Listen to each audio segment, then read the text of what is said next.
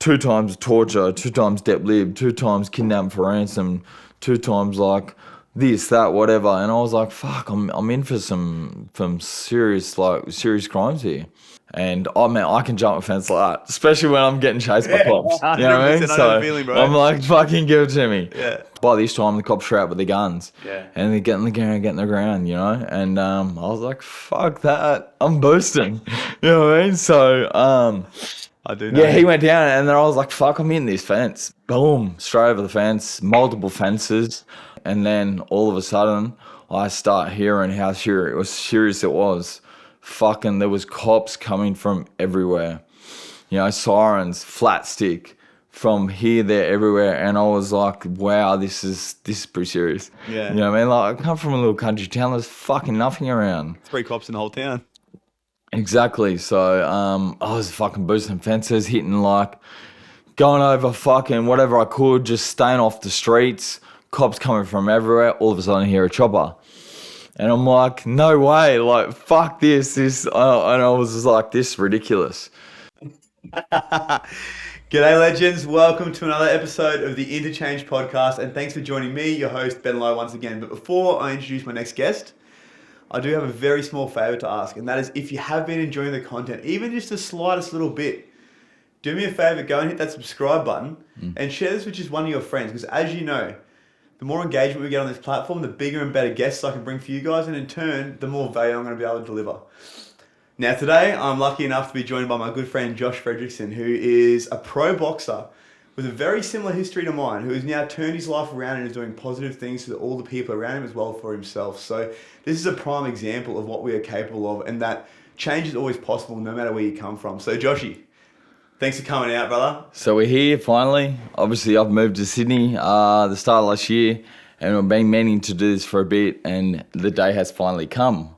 We've made some time in the schedule, and we both linked up, and it's worked out perfect. Yeah, things align eventually, right? Yes, they do. Man, it's funny actually, because me and Chase were having a yarn on here, and he's like, "There's a one of our friends you need to get on here." I'm like, I'm pretty sure I've already been in talks with him, but I was just trying to make it happen, right? Yeah, I seen that, and I was like, yeah, I knew that obviously the time would come eventually. Yeah, 100%. Bro, you just got back from America. You've been over there boxing, exploring, and this is something that probably wouldn't have been, I guess, even possible for you all those years ago. Like, we're on parole. With all the stuff that was happening in our, I guess, past, there was no chance we probably even thought we'd be able to go overseas. No, not at all. Man, from where I was and where we both were at a certain time in life, I never thought I'd get to America. So I just sort of cancelled it out in my life. I was like, I'll never get there. Don't worry about that place. Yeah. And then, you want to anyway. Yeah. Well, that's what it was like. That's how we do it, Yeah. We just cancel it out. Block it out in your mind. Exactly, yeah. So it was cool. It was so good. And over the last few years, obviously been off parole quite a while ago and all that sort of stuff. I was just drawn to it through my sport, which is obviously professional boxing. I was drawn to go to America. It's almost like the pinnacle for the sport. Yeah, man. So and you saw Canelo fight in Vegas, yeah, I did. So when I was over there, it was a must. I had to sneak off to Vegas and get a Canelo fight in. Yeah. Such a big platform, big fight, and Canelo's one of my favorite boxers. So I was like, why not? Yep. I have to do it. I have to experience it. Yeah. So what was the highlight from your trip, bro? Because this is the thing, like you said, for so long you would have been like, I'm never gonna make it there. And they're actually been there, on US soil. I mean, I seen your post when you first landed, going down the escalator in LAX, man. And then doing a little post, little quick little stories, LAX, I'm here, I made it. That would have been a cool feeling for you, right? It was a bit surreal, it was surreal because I never thought I'd be there. Yeah, bro. And then I was drawn to it, and then hey, it eventually came into fruition, so I eventually got there. And I was there with the team, we're all over there and just doing a little bit of a training. This is from your boxing gym? Yeah, from my boxing. So Bondi Boxing Club, there was a few of us and the coach. We went over and just trained, sparred, explored, did everything. And it was such a cool trip, man. I got so much from it as a person and a boxer, It was a once in a lifetime experience. You've spent a little bit of time overseas now. You've been over a couple of times. Yeah, right? I've been over a couple of times. I haven't visited heaps of different places, but I've done a few trips, and I hadn't done one for a while. Yeah. So that one, that one was special and was cool, and it was America, and it was for boxing, something I love, you know. Yeah, but like, 2 and 2, like 100%. two favorite things, You know, right? close to the heart. Travel, Yeah. explore, Yeah. experience new things. Like that's what it's about as us as humans. Yeah, man. You've got to explore and grow and expand as a person. Yeah, I couldn't agree with you more, bro. But let's take it back a second now to, I guess, the younger days of Joshy. So the days when Joshy could not get into LAX, there was no chance. Like, he was getting shut down and turned around at the borders, man. So what was life like growing up for you? Because you grew up down in Lismore? I did, yeah. So Lismore, just yeah. outside of Lismore. So I grew this up on is a farm. northern New South Wales. Yeah, northern New South Wales. I grew up on a farm just outside of Lismore. It was quiet. Where I grew up, there was no shops. Like, I was on a farm, macadamia farm, avocados, all that sort of stuff. Yeah. And I was working on the farm since I was young, like doing my thing away from everyone. Like, it was quite secluded. You know what I mean? Yeah. And I don't know. Like, once you're there for ages, you start to get bored of things. And like not being able to explore and go people places all the time and be in town and see new stuff, you feel like you're missing out. Yeah, So bro. obviously, A bit of that FOMO, yeah? yeah. So obviously that led to doing some silly things when I was young, and that grew on and expanded to probably worse things as I grew up. You know. Yeah. So can we go a little bit further into those silly things? Of course we can. my man. You know, So, man, that was first time getting pinched for something, bro. Like, so first time I got pinched, that was a primary school. Getting pinched is getting caught by the police. Yeah, so that was this wasn't police, but the first time it was it was when I was a kid down at my school, like getting suspended for school for smoking in year 6 and breaking into school, getting accused for that and all that sort of stuff. Police weren't called, but obviously it tainted our name, you know. So I'm a twin, so my twin and I, we were hammered. We got tainted from day dot. You know what I mean? It was like the Frederickson twins. Two peas in a fucking pot, just blaming on them boys. So we copped the rough end of the stick from early on. Yeah. But to be fair, like, a little bit was probably us, you know, but then it got coloured in a little bit extra. Yeah. So that was the first, and then like for me, like I didn't get in trouble with the police too much when I was young. Probably just a little bit strategic, and a small country town. What was the first? The first was an assault. Like, I was in Lismore. Eventually, I moved into there when my parents split. Yeah. And So you moved into town? Yeah, I moved into town after a while. I think I was about 15 or something like that. I started an apprenticeship as a chef for a little bit. My twin had moved in, and then eventually I moved in. Yeah. So we were with Mum. Mum was heaps better, very loving, a little bit more lenient. And As opposed to your dad? Yeah. Dad was quite strict. Yeah. Quite like he wanted us to just be around home, try and work on the farm, basically do what he did. Yeah. You know, and it's like, that's unfair. This is our life. We've got to live our life the way we live our life.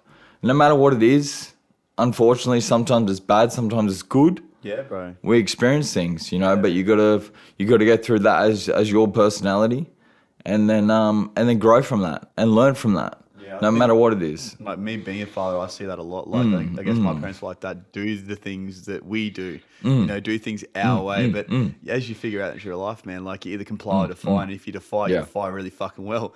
You push back everything they're trying to do and do the complete opposite. And it's just 100%. because, like, that's within us. We need to figure that out for ourselves, right? We do, and no matter what age we are or where we're at in life, like, you can be a grown man and you still need to learn. Yeah, bro. You know, it goes along, it never stops. Yeah, man. You know, so unfortunately, sometimes you just got to take the backward step and support however you can. Yeah.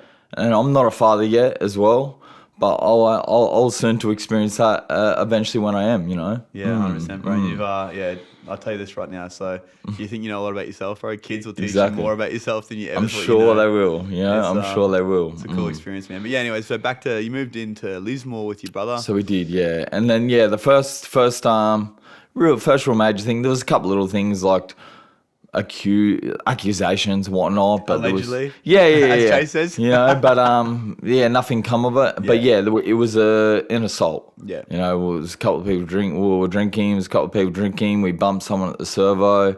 Something was said, something was done, and you know, I just landed a clean shot on this person. I sent him to the ground, so to speak.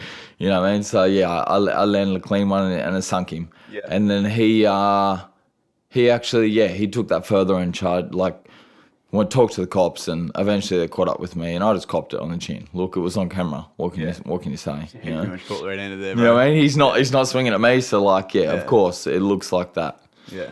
And so that was the first. And then from there, things obviously progressed. From there it progressed. In saying that, again, like, I was quite strategic in not getting caught on the silly things that I was doing.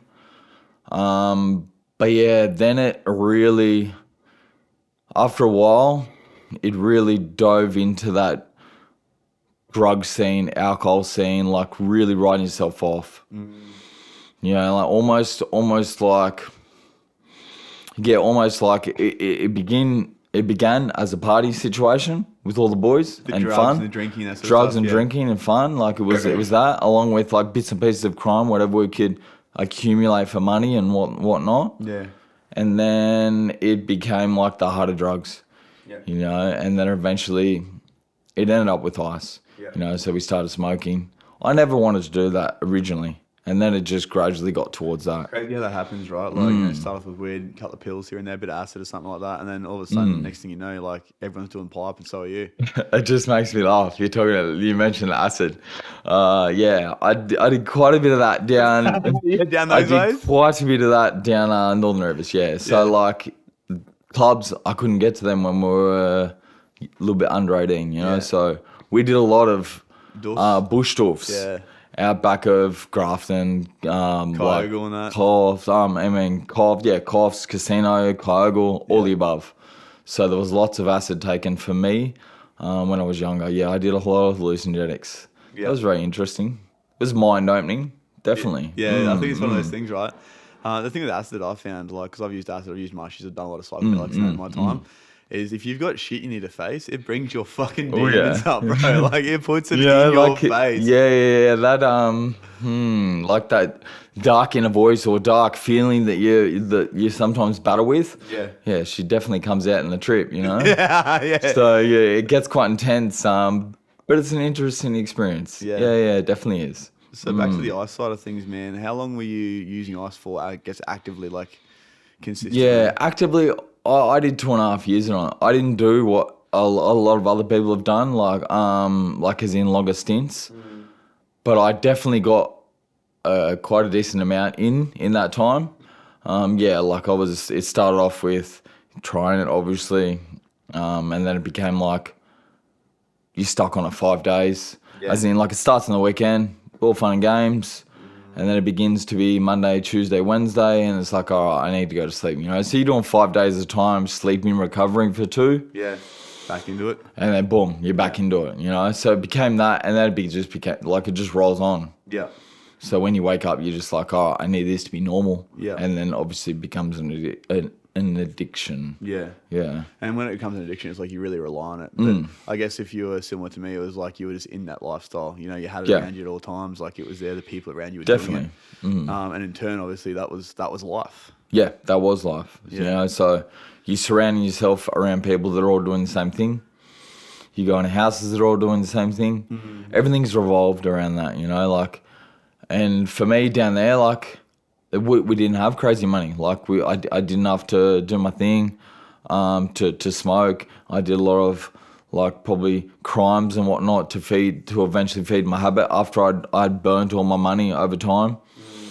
And then it was, hanging out with people that were doing the same thing or bouncing from person to person that had stuff to smoke and like, just getting bits and pieces off them, like smoke that, try and get that to do a little bit and then smoke it yourself. And then you end up just like, for me personally, I became a bit of me and a couple of boys, we just became fucking spastics, bro. Like we were just pigs. Yeah. So like we're getting stuff to probably support our habit and then we're just smoking it all. Yeah. Or doing whatever, like it's all gone. And then we're like, where can I fuck. get more of this? It's like, What do I need fucking to do hell. to get more of this, right? And like these last few people that would like help us, you respect them, so you're not going to leave them, and you can't leave them without their money, you know. So that led to me going to do more crime, you know, whatever I could possibly think of and do to get money to pay for that, and then to keep supporting my habit, you know. And whether that was like going to take money off people or doing crime, getting cars, like whatever we could possibly do, breaks, you know, all that sort of stuff. It all sort of comes with the territory. Yeah, right? or genuinely like I did some, like ripping people off for drugs. I was selling them shit gear. Like I did a lot of nasty things that don't align with who I am now.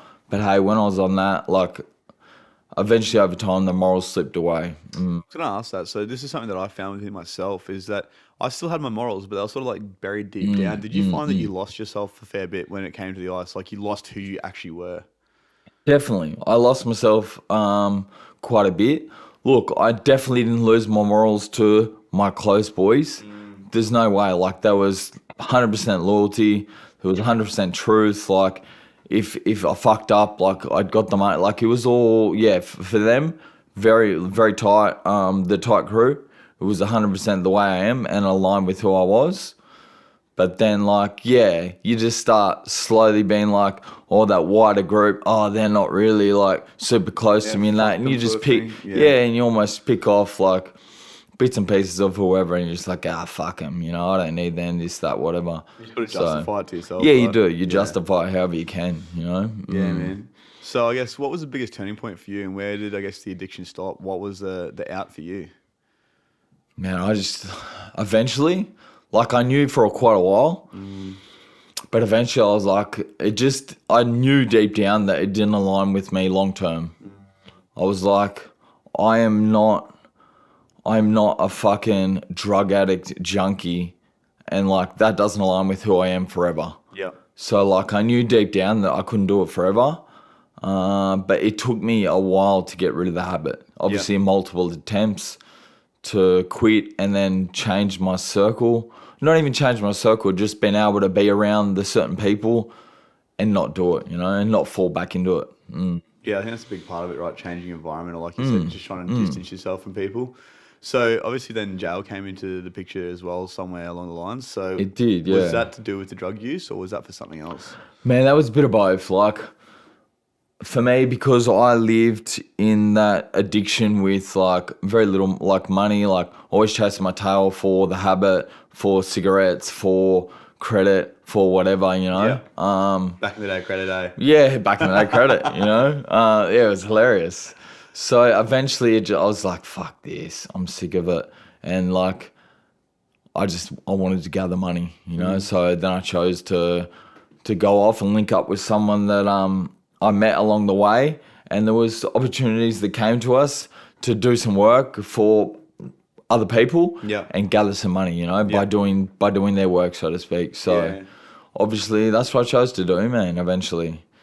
But I wasn't actually on drugs then. I was just fucking sick of not having it. Yeah. So I'd actually been through the battle of overcoming my addiction.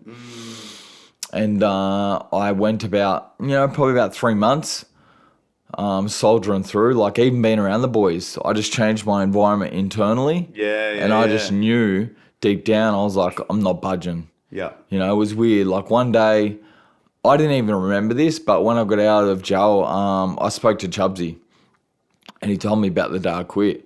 So we spent all day like hustling like our little thing to get some drugs. And eventually when we got it, he obviously smoked, passed it to me. And then like, I didn't even smoke any. Like I'd got to that point where I used to hate myself. You're just done with it, right? I used to hate myself. Every time I get on it, I knew I wanted to quit. Yeah, bro. And then eventually I'd give in, and I felt like a weak cunt, man. I was like, this is like, who the fuck are you? Like, you're an animal. Fix it. So I eventually come to it, and I just snapped, and I was like, went to smoke it, give it back to him, and I was like, brother, I'm done. I said, this is getting in the way of my progress, and I'm fucking done with it, you know? So I just give it back to him, and I just stuck fat like every day. Mindset switch, right? I just flicked the switch. Every day I was around all the boys that I used to smoke with, like 3 or 4 of the boys that I used to get on every single day with, and I just sat in the horrors, man, and just battled through it and just soldiered on by myself. And I was still around, still doing the shit whenever I could, but I was sleeping, you know, getting through it and just not giving in. Yeah. So I went 3 months. 3 and a bit months, and then I ventured off and went and left all the boys and went up Queensland. Yeah. And just got myself into some trouble and Must just follow you, eh? yeah, just good. Well, I was looking for it. Yeah, as you do, like late at night, you're like, oh, where's the work? Like, what are we doing here? Yeah. Plenty of energy. So I was like, fuck, what are we doing? Let's get amongst it. Yeah. So I was very eager to do anything. Like when I was on it, I was very high strung. Lots of energy, no fear. Like I felt fucking unstoppable on that, you know. You do, man. You literally feel 10 feet tall and made of fucking bricks, bro. Definitely. So like I was like, what can we do? Like who's got opportunity? Sweet, whatever's happening, I'm down for it. Yeah. So that led into my crimes, you know. We got given some work, and like that ended up into my crimes, which was kidnapping for ransom. That was my main charge, was kidnapping, robberies, stolen cars, like unlawful use, like it was all that, like breaks with intent, like burglary with intent, all that sort of stuff. It was just that round trip of all them crimes, you know. And it sort of all came back to the ice use, really. It did, definitely. Yeah. It was that was definitely the cause of it. Because if I didn't put myself through all them couple of years, 2.5 years or whatever it was. Hey, hello. Sorry for interrupting your podcast, but I just wanted to quickly jump on and tell you about the must-have personal development tool for 2023, and it's called the Happier, Healthier You Journal. So I'll take you back to about 6 years ago. I'd just gotten out of jail for the last time and was starting my journey of personal development and growth. There was heaps of gurus, heaps of information available, but so much so that it became confusing. So I came up with the Happier, Healthier You Journal to help you to navigate what can be an absolute minefield. From the very get-go, you open the page and it'll challenge you to dive deep with self-assessments, daily activities, and check-ins to figure out exactly where you're at, where you'd like to be. And then from there, the journal becomes the tool to help you to bridge that gap. So to get your hands on this, click on the link below and don't forget to use Interchange10 at checkout for a cheeky 10% off. I'll see you back over on the episode. Being in that mindset, there's no way I would have done that as a person, you know. That's not me now. Like, look at me now. It's a complete 180. Yeah, bro. Like you wouldn't it's see crazy that. to see, bro, to be sitting here across from you, you can hear these stories. It's the same as me. Like sometimes I look in the mirror, I'm like, how did I used to do that shit? Oh man, and that's the thing. And I'm sure you were the same. It's like at the drop of a hat. Yeah, bro. Like whatever was called upon or whatever it was, like you're there, you're down for it. Yeah. No questions asked. No questions There's asked. A little bit of hesitation in the back of the head sometimes, but there's just you're there. Yeah, especially if one of your boys there, because you're a loyal man, you know. man. So like it gets you into trouble real quick, especially being young. You know, as you get a little bit There's older, a bit of that wanting to prove yourself as well. 100%. Yeah. So you want to prove yourself to people that not even existent, but they are in your mind. Yeah. You know, like it's very strange. So we make up lots of strong stories in our mind to to support what we do. You know, that's what it is. It's like we're trying to actually justify it to ourselves. So you spent a bit of time in jail. How long did you actually do? Yeah, I did just under 2.5. Just under 2.5. Yeah, man. yeah. Some pretty hefty fucking crimes there too, like, you know. Yeah. Debt liberty and all that sort of stuff. They Debt liberty, they hold yeah. a bit, man. Fuck, funny, like when I got charged, Yeah. I was like, fuck, I was genuinely like, fuck, there's a few charges here that. Was there a moment there where you were just like, I was like, fuck, this is not good. I'm actually pinned for some quite serious charges. yeah, I was like, I could be getting smacked for a while, you know? yeah, Because I was new to it. I hadn't been in our jail. Like I'd hang around boys in jail and that, and I was prepared for it. I knew I was going there at some stage, you know. So I prepared mentally, but obviously when it gets there, like I was a 21-year-old kid up in Queensland, didn't know anyone in the system, and I'm like, well, fuck, this is where it is now. It's like this is the real test, yeah. you know. So yeah, like I even got hit with 2 times torture, 2 times debt lib, 2 times kidnapping for ransom, 2 times like this, that, whatever. And I was like, fuck, I'm in for some serious crimes here. What was the feeling, bro? Like going into the watch house, having those crimes racked up when you started to sort of sober up, man. Oh, When the I penny was drops. sober, remember? Oh, yeah, that's right, Because you were. I was. But it was still like I was so high strung with Yeah. what I was in and being on the run and The adrenaline was always pumping. yeah, all that sort of stuff. And like, man, like eventually when it happened, obviously, yeah, I was obviously scared and like nervous because then the unexpected, the unknown. But yeah, I was fucking. Man, being on the run was shit. Like I was fucking over it. It's heavy, hey. Like you're It literally was always looking shit. over your shoulder, man. Like I was on the run for about 8-9 months, I think, at one point there, bro. Yeah, it's And not. you literally everywhere you go, you're hearing things, you're ducking and weaving. It's not the best feeling. I had the cops rocking up to my parents' house. I had them rocking up to my ex's fucking house. Rocking up to our parents' house and shit, bro. And it's just like, fuck, man. Yeah, so that happened to me too. Like my mum, such a beautiful soul, and yeah, I got her house raided. You know, like. That's a big penny drop for It you, was eh? fucked, man. Yeah, that was nasty. And like that over time in jail, I was like, man, that really hurt me deep down. Like it took me a number of years and a lot of internal work to forgive myself for that. Yeah, bro. Genuinely, like, so that was pretty heavy. But so yeah, after all the crime up there and doing all this stuff, like obviously people were after us, and I went to her place just before we were about to venture down to New South Wales and do some crime down there. And we went to her place, stayed there for 2 nights. It's a bit of a blessing, to be honest. Like, realistically, one night would have been sweet, but we wanted to stay for 2. And then, like, the second night, the cops were sitting off the house, like not far. The D's were sitting off their house. And we come back we just went to the pokies and got a feed, like not far from Mum's, which is Bernard Point. Yeah. And then, bang, as we're coming back, we seen the D sitting there and we're like, fuck. My co-was like, oh, check him, is that the fucking filth, you know what I mean? And then I'm looking, I'm like, it is. You know what I mean? Like, stuff, fucking no, we're on here. Yeah. So like, that happened. And then we come in the street and I was like, we're in a taxi. So I was like, told the taxi driver to go right instead of left down Mum Street. And we just ventured around and tried to go and they followed us. And we just got to this fucking random area down the bottom of the Benora Hills and just jumped out, paid the cabbie, jumped out, lost the cops. We didn't know where they were. And then we jumped out of the car, walked, like, bang, around the street. We turned the corner. There they were. Yeah, they must have been calling back up. Yeah. So they weren't following us, like, right behind us, but they were on us. Yeah, they bang. knew what was going on. Correct. And then... so then we like obviously turned and tried to run. They were following us. They come in. They pulled up like they were out. And man, I can jump a fence like that, especially when I'm getting chased by cops. You know what I mean? So feeling, bro. I'm like, fucking give it to me. Yeah. But I knew my Coe, probably not as quick as me. You know, I would always get over. So I tried to let him jump, and he never got over it. He tried a couple of times. And then he just turned around. Like by this time, the cops were out with their guns. Yeah. And they're getting the ground, you know. And I was like, "Fuck that! I'm boosting."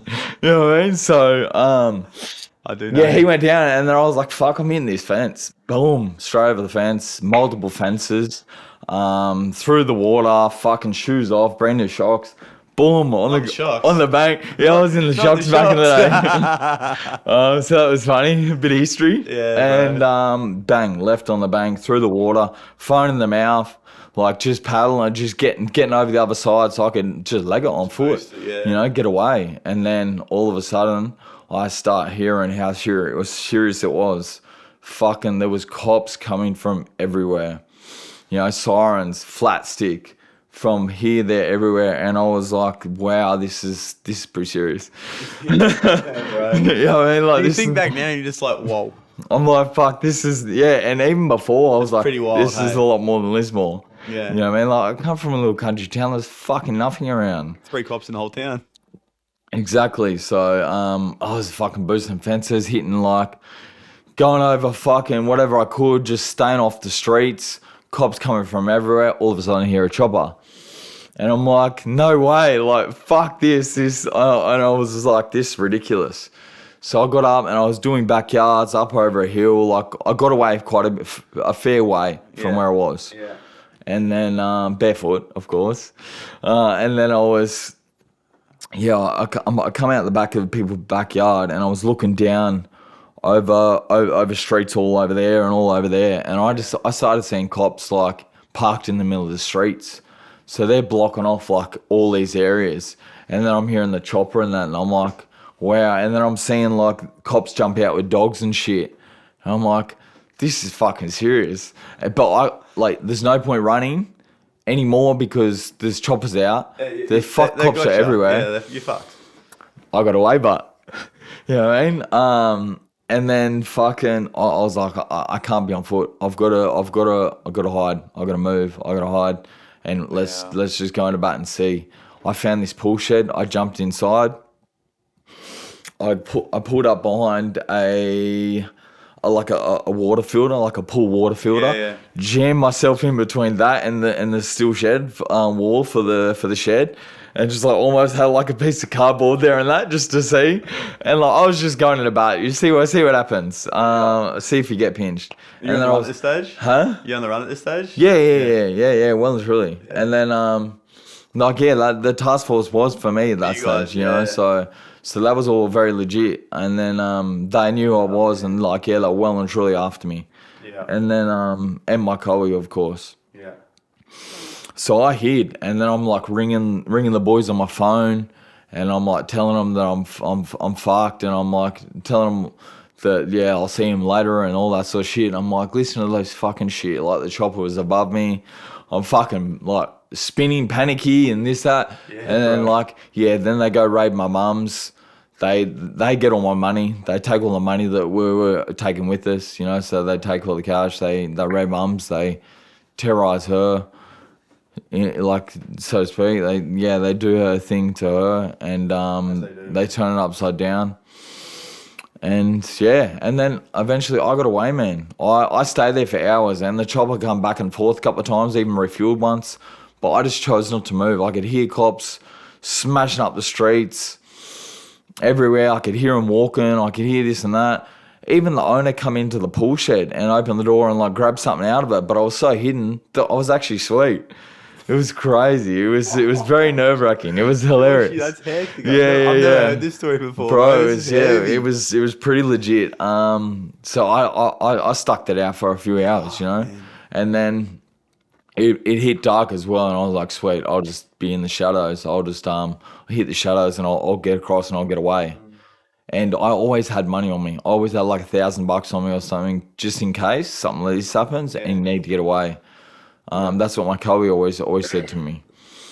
So eventually, I hit in the shadows, like not staying on the roads because it's fucking red hot. The cops are still going up it, shine their torch down banks, embankments, and all this and that. Like they're really looking out. And then eventually I got away, and I fell out to like a while away out to like Benora, and I found this caravan park. I'd stolen a shirt as well of someone's fucking clothesline, like a tradie shirt and that. So like I just pretended, my car's broken down, it was a bit wet. Like can you ring a cab for me so I can do whatever? And then I jumped in the cab straight to Brisbane. You know, I was out. So I got away. It was a fucking experience, but hey, I got away, you know. Man, your heart would have been fucking beating. It was beating. Through your chest. Yeah, it would have been flying, yeah. But I had some practice through my fucking drug taking days, so it was well conditioned for high strung activities. That's heavy, bro. So right, so this has happened. How long after this did you actually get pinched and go jail? A few weeks. Yeah. Up there, like obviously they got the money. I had like very little money. I tried to do some crimes. I got a little bit of money here and there. I tried to do some more jobs, but all I knew was people that used to be like me, you know, so they say, this and that's there, but really it's nothing. So you're risking a lot of, like, so to speak, a fair bit of jail time for very little. So it's unworth it. And by that time, I was fucking sick of it, man.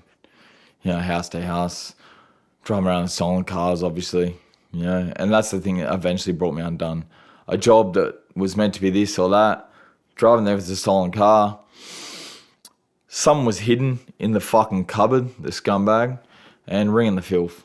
And then they turned up, stolen car at the front, so they come up to the house. We were hiding, and the guy in the house, we were like, fuck him off, don't let him in. And then obviously, boom, let him in. And like, I was like, oh yeah, cool. So I tried to boost, but they just fucking come from everywhere. Brisbane's real red hot for that. Yeah, bro. Cops come from everywhere. So I hit the fucking door. I ran. I fucking went as hard as I could, quick as I could, but they could just come from everywhere. And and then I eventually slammed me and did their thing. Tried to act tough and rip their guns out and do what they do, you know. So that was the end of it. So after I was happy that it happened. Like because I was fucking done with it. Looking back now, you'd be so fucking stoked, man. right? Honestly, like I was saying, so lucky I didn't go to New South Wales, and like I was there for 2 days. Like that's such a blessing. If I was only there for one, who knows what could have happened? Could have got like caught into some real nasty stuff. Yeah, bro. And just looking back now, it's just not who I am. So it was all a blessing. It is what it is, you know. Yeah, man. I'm a firm believer in everything happens for a reason. Like Definitely. nothing happens by coincidence, right? We get No. all these opportunities, these curveballs of life for us. For instance, you know, getting raided and shit like that, Yeah. whatever it might be. And it's just like life gives us these choices, and we can make this choice or this choice, right? Left or right. And whichever one we make that's how the path's going to play out for the next however many years. Correct. You know? Yeah, so you slide onto that timeline and you go there, whatever it is, you go into another, you know. So, yeah, it's very interesting. Yeah, 100%. So what was your experience like with jail, man? I mean, for me personally, I kept my head down. I did my thing, bro. I did a couple of small stints. I think the longest was like close to a year and a half.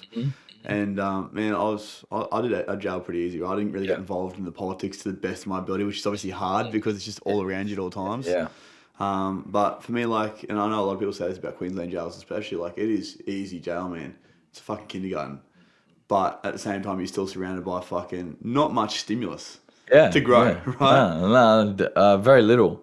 You know, and I'm like, did you train in there? Yeah, bro, that was where I actually started. I'd never lifted a weight in my life. Exactly. The weight I lifted was a half gram or a gram. Yeah, so same that. thing, man. Like, and what are you gonna do? Are you gonna sit there and cop it and be a victim, or unfortunately, or you're just gonna embrace it and just use that experience to grow and be a better person? Right, you're there, right? You might as well make the fucking most of it, right? So like I said, I knew I was going there at some stage. And when that happened, I was like, I'm gonna train, I'm gonna get healthy, I'm gonna get fit, and genuinely like I wanted to learn how to throw punches. I wanted to learn how to fight better. Old mate at the servo down in New South Wales knows you throw pretty good punches. He does. Sorry, bro. You know, that was perfect. I like that. Yeah. So I wanted to perfect that. So you actually learned, I guess, the art of boxing, or you learned how to box properly in jail. Jail was where I first started. Well, that's the first time I ever hit pads was in jail. We I'm pretty sure our unit was fucking strung up for fucking pads, so we were holding thongs. Yeah.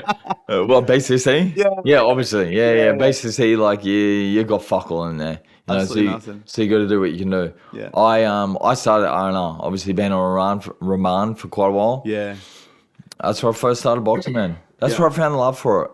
Wow, dude. Yeah, that's where I found the love for boxing. That's where, like, it's almost where my life began. I was reborn. It was weird. Since Goosebumps, bro. Yeah, since that day, a lot has changed. Yeah, same. A lot has changed. You know, like, Wow, dude. even at the start, I didn't want to take drugs outside, and I was fucking off that ice and all that sort of stuff. Yeah. In there, smoked a little bit of pot early on. Like, I quit cigarettes 3 weeks in because I wanted to be healthy, so that I just cold turkeyed that like I did all the other shit. Yeah. And then smoked a couple of cones a couple of times, ended up straight to psychosis. The second time, I had one cone, it was okay. The second night, 2 cones, psychosis. Yeah. Thinking the boys are talking about me, just being a weird cunt. I'm we just get on like, the TV, think they're fucking, what's his name? What's that TV show?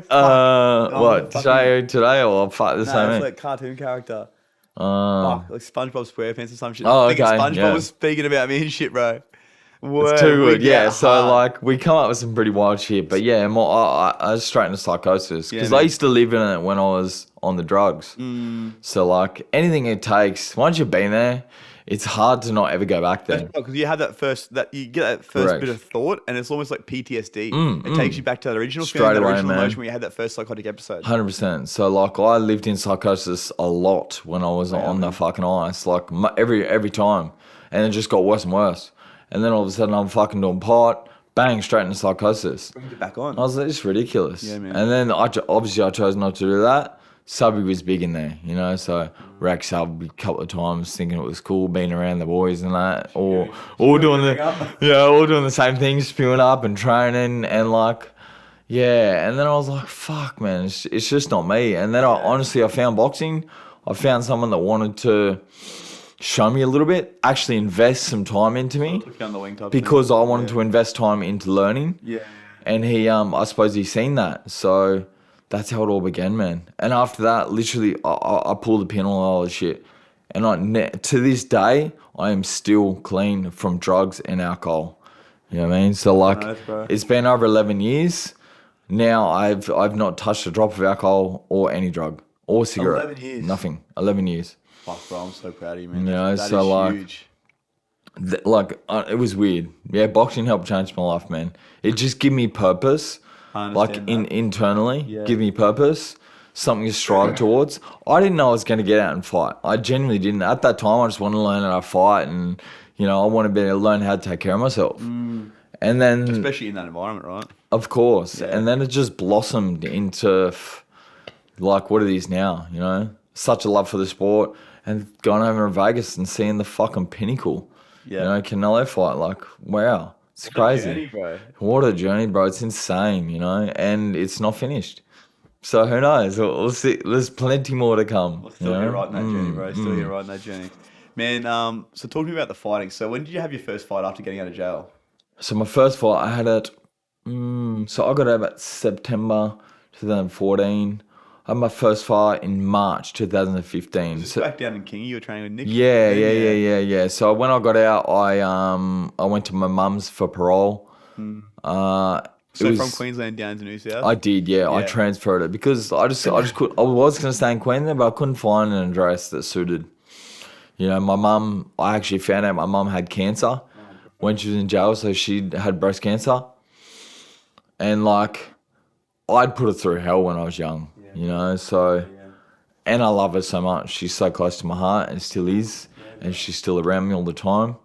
I had to get out and just spend time with her, be there for her, help her through her experience and situation, what she's doing.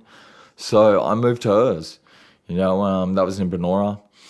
And I went straight to her, and I just soaked up being around her, man. It was very special, you know. So after I got out, I spent time with her. It was beautiful.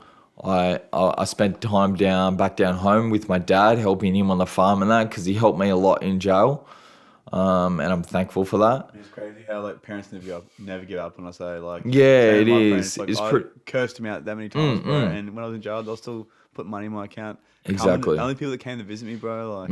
Exactly. So it's wild. Like I had and to this day, like I've always had a bit of a interesting relationship with my dad. You know, sometimes it's been great. Sometimes been a little bit off. Sometimes I've just brushed him completely. But yeah, he still turned up for me. Respect for him as a man. You know, turn up for his young fella, help him with court. Help him with money, so it made my jail a lot easier. Yeah, I didn't have to get involved in anything. Like, yeah, back to that question before, my jail experience was probably similar to yours. Just lots of training, man. Enjoyed the boxing journey. Loved having a laugh with the boys. You know, there was lots of good men around. I chose to put myself around good men and people I could learn from. So that helped me as a person as well, you know. And through all that experiences that eventually come into boxing, you know. So after that, just before I got out, my good mate in there, who's still in there, and we're waiting for him to get out on parole, I still talk to him quite a bit. And he put me onto a promoter out here, Jamie Meyer, who's a good friend of mine, you know, and he put me onto Jamie. Jamie really looked out for me and looked after me from day dot. I've got such a soft spot for him as a man. Like, respect to that, man. Like, I'm not from there.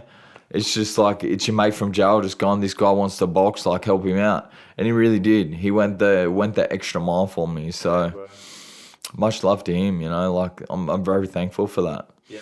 Yeah, I had a fight on one of JV's shows, bro. Yeah. It's You know what I experience. mean? Like 100%. And like, man, not long ago, just before I went to America, he got inducted to the Hall of Fame. And that speaks leaps and bounds about him as a promoter, right? Yeah, for the most fight nights as a promoter in Australia. So he's been at the top of the game. Like he's been around for a long time, and he's helped a lot of people. Yeah. So how many pro fights have you got to date? Now I've had 19. Yeah, 19 pros. Man, they haven't all been perfect, but they've all been learning. I've picked up stuff from every single one of them. That's the thing I love about you, Joshy, is that you've taken a few losses, man. And for a lot of people, they'd take a loss and they'd be like, nah, that's me done. You know, I walk away from it. But you fucking just keep pushing. You love the sport so fucking much that you just jump back in there and you don't mind taking a fucking beating and dishing one out too, bro. I fucking respect that about you so much, bro. Yeah, and fuck, man, some of the losses I've had, like, on paper, most recent one, you're not bro. meant to, you know. Yeah. On paper, you're not meant to, or you've got the rough end of the stick, like the last one. Most recent, bro, like medically. The doctor stopped, took the piss and didn't let me go back and finish the round. Yeah, and you were fucking caving on, mate. It was an 8-round fight. I would say I was 7 rounds up. Like if you wanted to be generous, you'd give him 1, so 6 rounds up. If you wanted to be generous, you would. Yeah. And then like a minute and a half to go, he did well and cut me, and then the doctor didn't allow me to finish the fight. So that was fucking very hurtful. Yeah, bro. But I copped it. How you doing with that now? Obviously, because that was the most I recent. let that go after 2 days. Yeah. You know? I've learned through all my experiences and my development as a fighter and as a person, you can't hold on to shit. What's the point? Like, you beat yourself up over days and weeks or months, and then that's why people give it up. Yeah, bro. You know, so you just embrace it. It is what it is. Like, it fucking hurts. Of course it does. Fuck yeah, man. No one wants to lose in front of their fans. As a man, bro. Yeah. You know what I mean? As a man, no one wants to lose in front of their loved ones. No one wants to lose in front of their partner, you know, or your best No one wants mates. to lose in front of randoms, bro. No, of course, you know, and so you're losing. You're meant to be the show favorite, and then you lose, and you fucking cop it, and like it hurts, and then bro.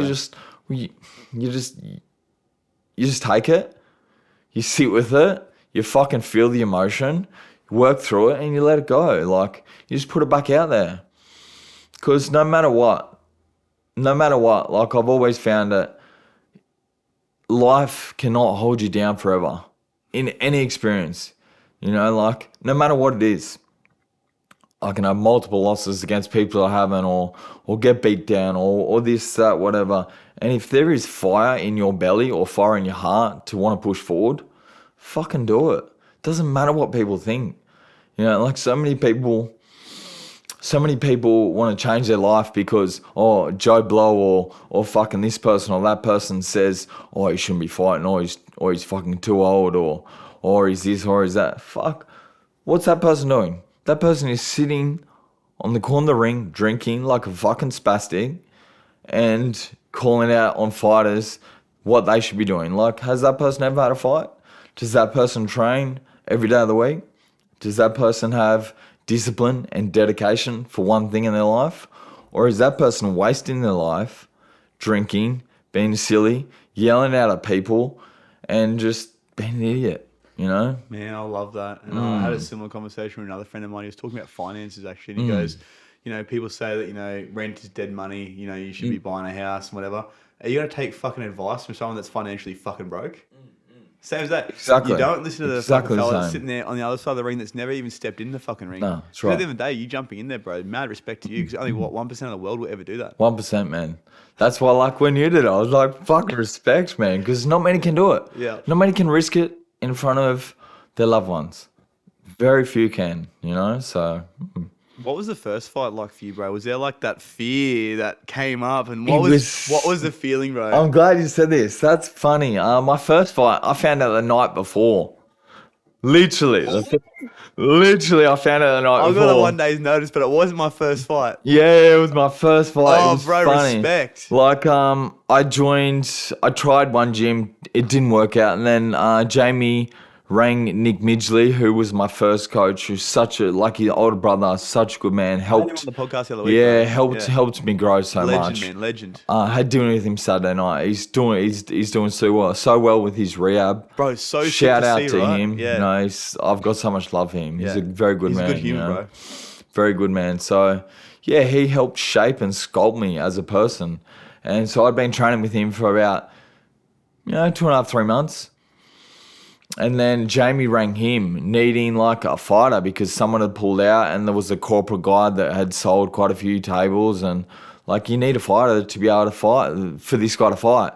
You know, he's adding to the show's value. Yeah. Like he needs to fight. Get someone in. 100%. So rang Nick and Nick goes, man, no one's ready to fight except for Josh.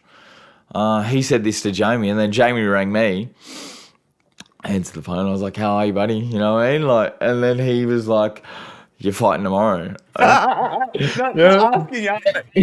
He just said this, and he's a bit of a jokester, yeah? So I thought he was joking. I just laughed it off.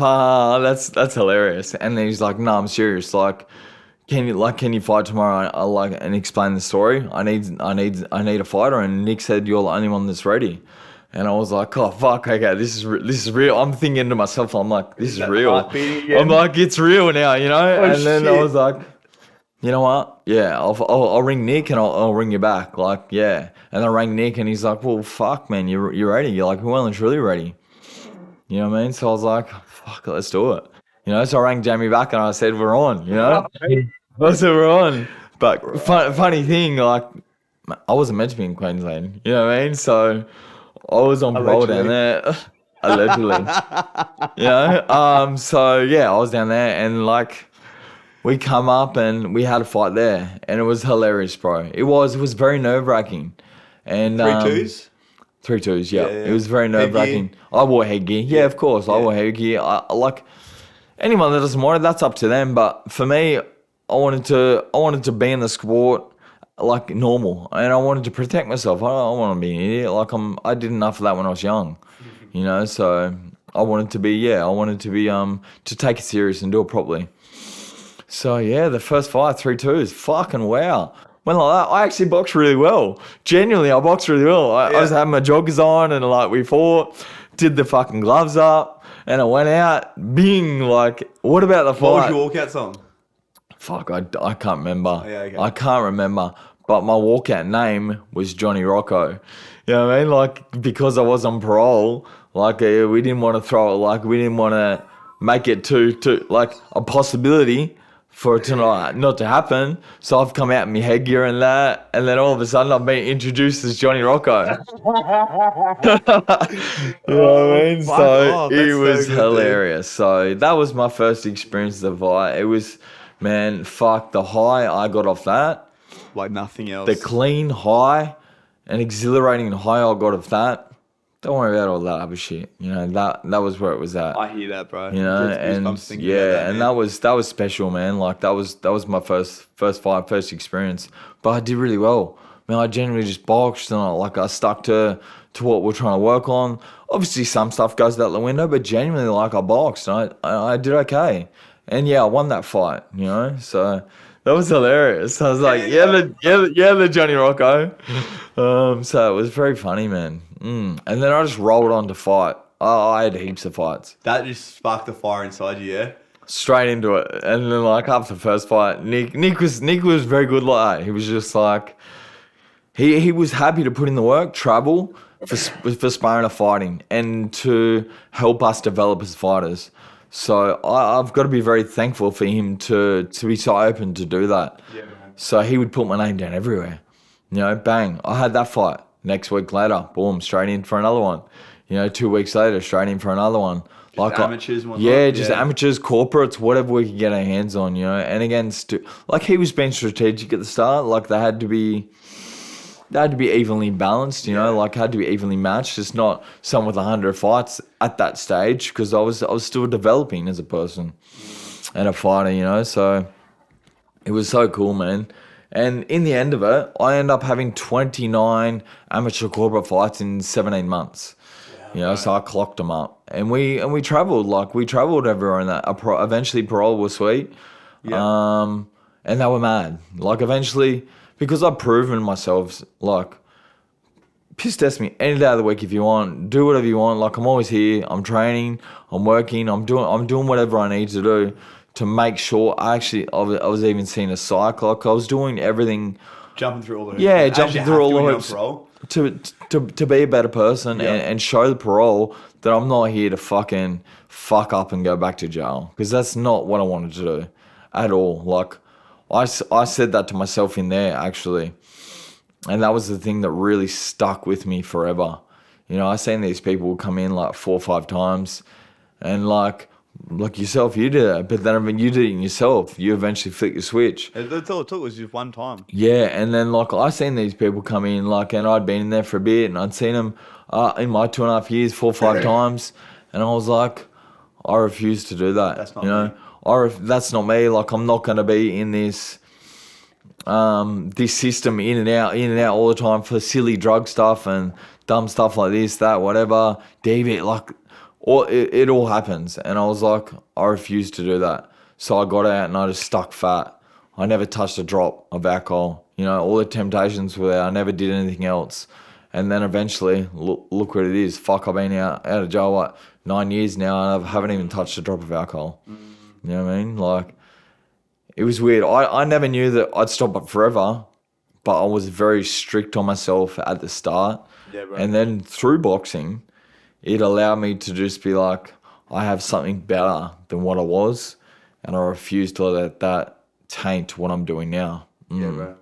So a couple of questions for you there. So let's take it back to the drug addiction side of things. So for someone that you think might be struggling with that sort of stuff, what would be a piece of advice you'd give to them? Someone that wants to get away from the drugs, you know, make a change and, you know, I guess do what you've done, bro, and turn that life around without it turning, you know, to jail. Because for me and for you, it was really jail that turned our lives around. It definitely was, But yeah. it doesn't have to get to that, does it? No, it doesn't have to get to that. I don't know, like, for me, possibly, really look at yourself, and it's, like, everything's going inside, yeah? Like, you got to see, like, who you are as a person and what's holding you in that situation. Like, is it hurt? Is it worth? Like, is it your self-worth issues? Like, what is it? Right. And go inside and like see yourself doing exactly what you're doing in, say, 10 years. Do you want to do that for the next 10 years? Or do you want to change? Do you want to better your life, or do you want to be that person for the rest of your life? Like, what impact are you going to have on humanity? What impact are you going to have on your loved ones? What impact are you going to have on your family if you stay exactly the way you are? Like, if you're on drugs and you're running amok like I was, like, that impact on my mum, my dad, my siblings, you know, all my family around me, like, it wasn't good. So you've got to look at it. You've got to look at the damage and see if you really want to stick to that. That's what I think. I think another thing to add to that as well that came up for me when you were saying that is you got to do that shit sober. You can't do it in the state that you're in, because when you're on the drugs, you think this is a fucking great time. Of course. You know, you don't want to do it when you're coming down either. You need to have a couple of days sober where you can actually reflect and get to really know who you truly are, because that gets so much further suppressed when you're on drugs. It does. And then when you're off the drugs, it's like you're showing up as the negative self, not the pretend self that you show up as when you're on the drugs. You need to actually sit with yourself authentically. And I think that what you said there was so powerful, man. Like, really take a look at yourself and go, is this who I want to be 10 years from now? Yeah, 100%. Like, and look at yourself in the mirror. That's a hard thing for a lot of people to do. Talk to yourself. Yeah, man. Like, when I first did it, I struggled with it. You know, I used to look at myself and tell myself how bad I am and this and that, and like, it was very negative. That was when I was on the drugs. Eventually, but that was the thing that made me change. I used to look and see it myself, and I used to look how the color of my skin, the color of my eyes, like I lost color in my eyes, man. Like, it was like there was nothing. There was no soul there. Yeah, bro. Like, do you want to be that forever? And like, there was a very evil presence around me all the time, because I almost called upon it, because I was that fucking person. I was that evil person, and like, I didn't have that beautiful soul that I have inside now. I wasn't shining, you know. I was very dull. So yeah, it's very nasty, you know. And you've just got to look at yourself in the mirror and just talk to yourself and and see if that is how you want to be, or whatever it is, you know. Talk to loved ones, like talk to either your best mate or your mum. Like, they're not the enemy. Your parents aren't your enemy, you know, like, at all.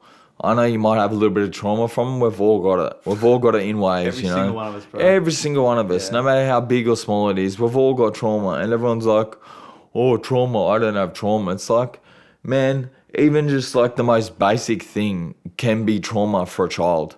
Like, you got to think, stuff that's trauma-based, we're adults now, so we think trauma is like something horrific. But as a 5-year-old child, 4-year-old child, or however old, you could be 1, you could be in the womb, no matter what, you could be 8, you could be 10. As that small child, anything can be traumatic for a child, you know. It can be like, say for instance, you're in a playground, boom, you cop this big soccer ball in the face, you know, and everyone's laughing at you. That can be traumatic for a kid. Fuck yeah, that bro. can really, that can imprint like a trauma on a kid, you know. So anything can happen. Whether your parents, for me personally, was like, my dad was never around, you know. He always wanted to work. And then when he was around, he didn't want to give me the energy and the time and the, yeah, exactly, and the nurturing environment that I needed or wanted. You know, I wanted to, like, you look up at your dad, basically as your fucking superhero in your life. You know, you're a child, like, he's your superhero. And then eventually, like, when he's choosing to work all day, go work on the bikes, go out there and slash the paddock, like, he's choosing to do all this stuff instead of spending time with you. Eventually, in our minds, we're going to come up with a story that eventually impacts us, and we hold that. That's our program then, you know, because the first 1 to 10 years, 1 to 7 to 10 years is very important. That's where we program ourselves for the rest of our life. Yeah, bro. And like, as a child, because you don't know and you don't understand, bang, you come up with this program instantly. That shaped you for the rest of your life.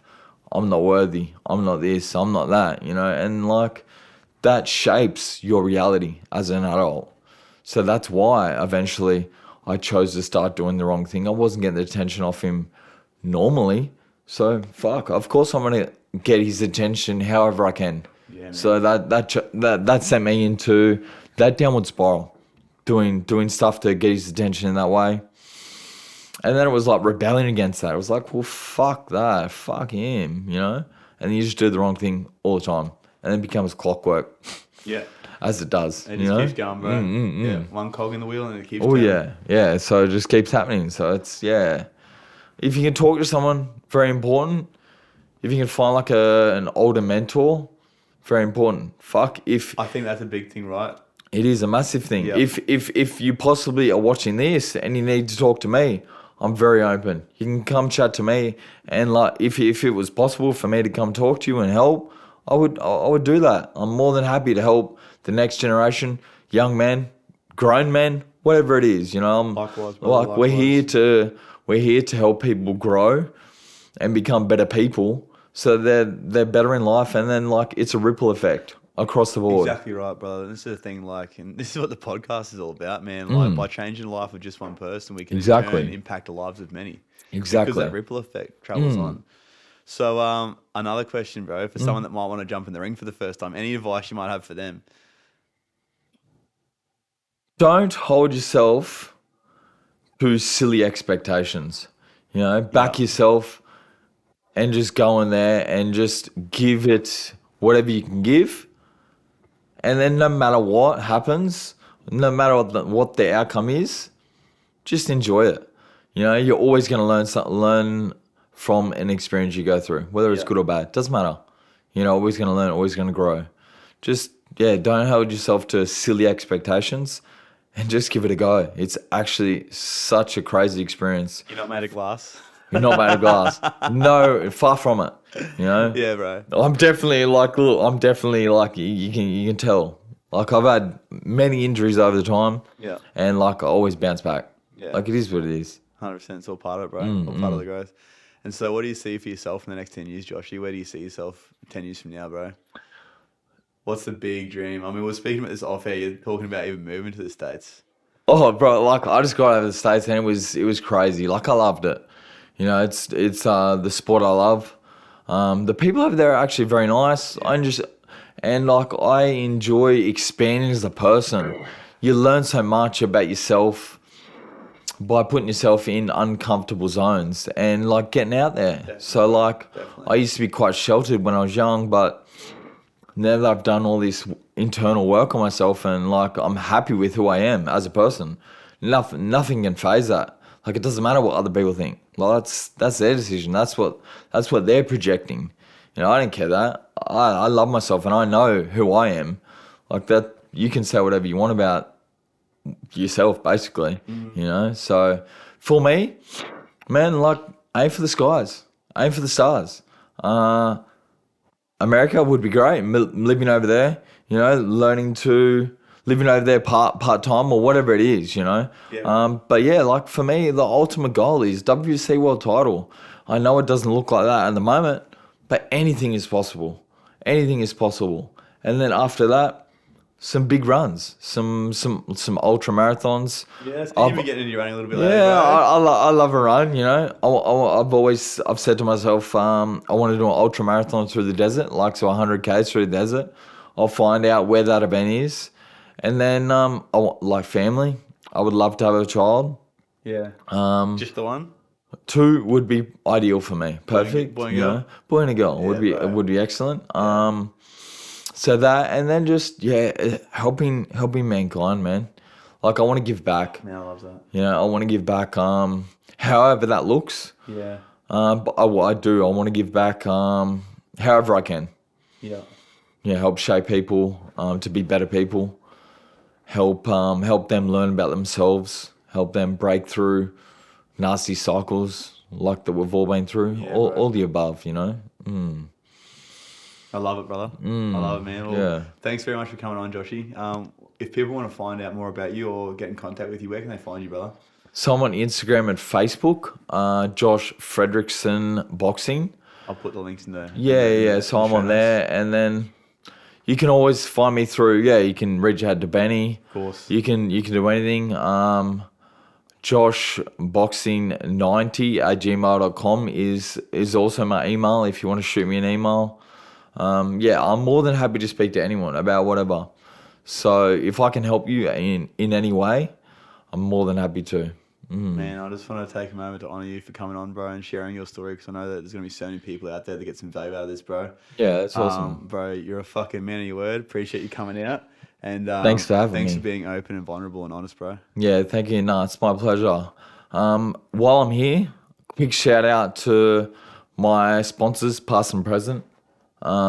Much love to them. Like, it's hard through this sport, and obviously you need sponsors to do that. Yeah, massively, bro. So for me to give it everything I want, like, and to give it all, obviously you need that, you know. So massive shout out to my sponsors.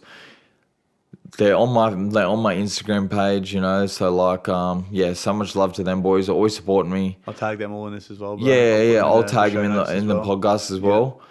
So yeah, massive shout out to them. Also, massive shout out to every single person that has ever believed in me, encouraged me, believed in me. So much love to every single one of them. You know what I mean? Like, for them, sometimes when it is hard, that's exactly what I need to keep pushing. Yeah, bro. You know, everyone's pushes or relies on, like, yeah, it's crazy. Like, you rely on your good mates or whatever to get you through certain stages, and sometimes that's just enough to take the next step. You know, so shout out and so much love to everyone that's ever supported me, and everyone that will. You know, much love. Man, looking forward to seeing what the future has to hold for you, my bro. So yeah, we'll be back at some stage. 100, brother. 100. We'll do another one of these for sure. Yeah. So much love. Thank you, brother.